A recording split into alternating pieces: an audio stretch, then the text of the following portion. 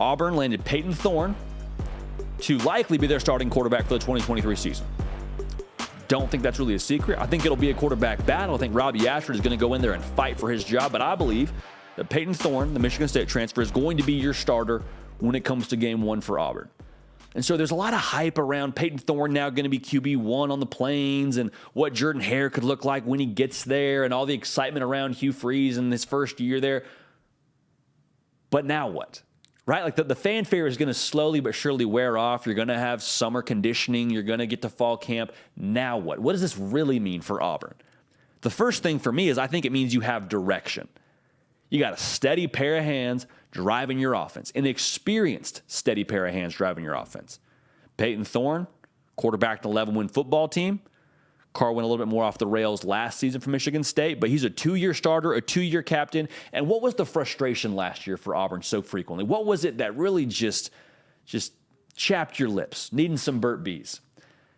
It was the lack of consistency you got from the quarterback position. I love Robbie Ashford. I've said it before. But as a passer, he was 49% on completion percentage. That ain't winning football, man. That's not winning football. 7 touchdowns, 7 interceptions. I understand he ran for 7 touchdowns as well, but he also put the ball on the ground 9 times. Like that's beside the point. What I'm saying is you now have some more consistency, some more experience behind center with Payton Thorne as your quarterback. So why does that matter? Well, now if you have some consistency at the quarterback position, that likely translates to some more consistency on the offense, which means we kind of know what we have offensively, which means we kind of start to be able to set our expectations accordingly.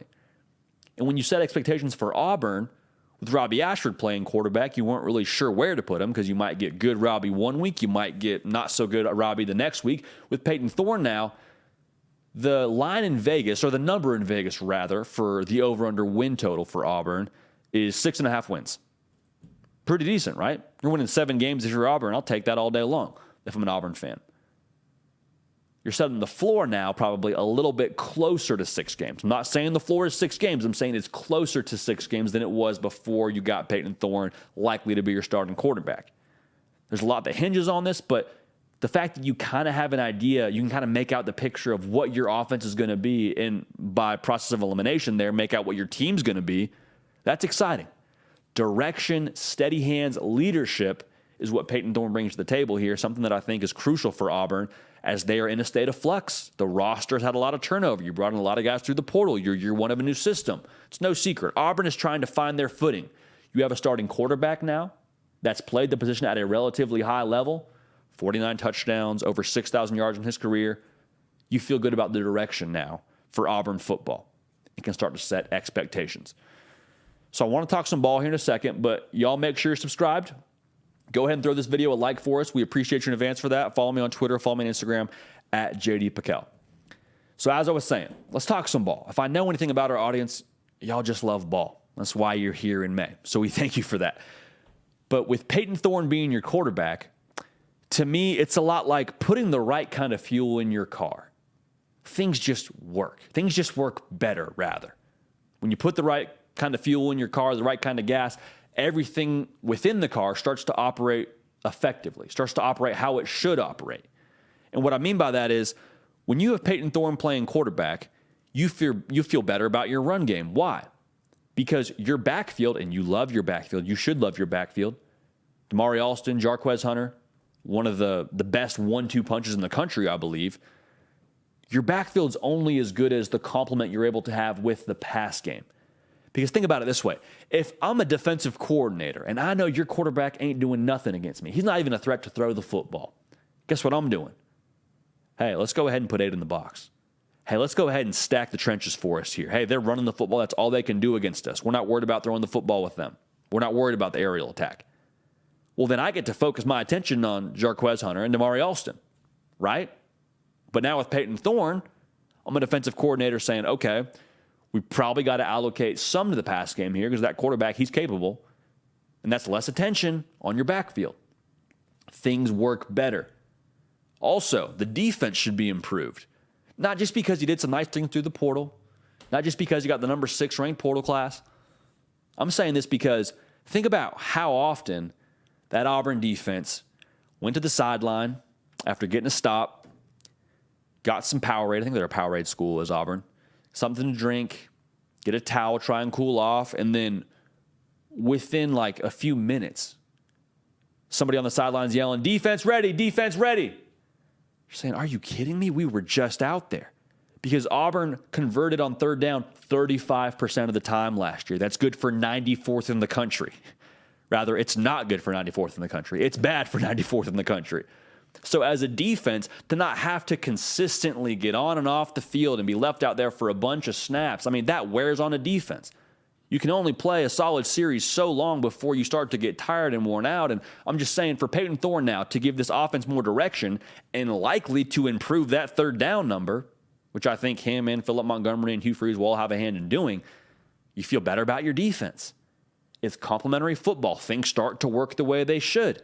Your defense isn't built to be out there every 10 minutes. It's supposed to be out there for one series, and your offense puts together a series, and they get to rest and reset and look at what they were doing wrong. That's how complementary football works. The right fuel in the car, the right quarterback in the system, the team starts to function how it should. The gears start to turn a little bit more cohesively.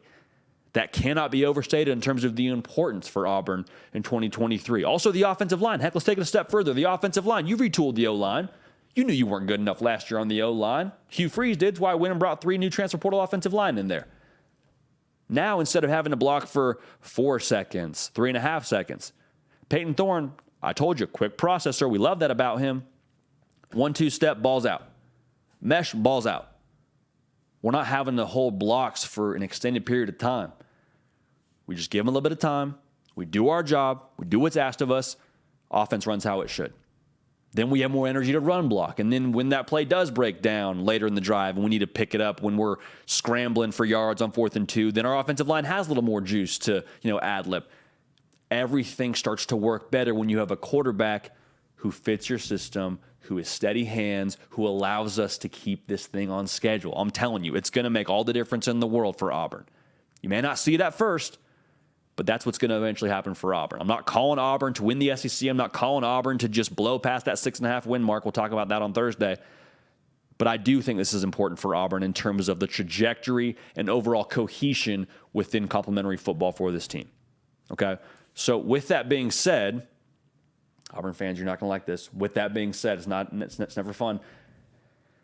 There's 2 large variables on this all going right. Okay, because same thing with Payton Thorne being able to play his game, you got to have some other pieces of this offense fit correctly. We're sticking with the ball talk here, all right? Is the offensive line as fixed as we think? That is large variable number 1, okay? The offensive line, we just talked about it, wasn't good enough last year. If you can't give Payton Thorne time, if Payton Thorne isn't able to even get through his own reads, I told you he's a quick processor, but if we're not even able to give him time to get to the first read, we have real problems. Then we have real problems, okay? Because the SEC will eat you alive if you're not good enough in the trenches. Hugh knows that. I think he took that into account when he went and got the players he did, so I think they're good fits. But I'm just saying, is the offensive line as fixed as we think it is? If it is, great. Moot point.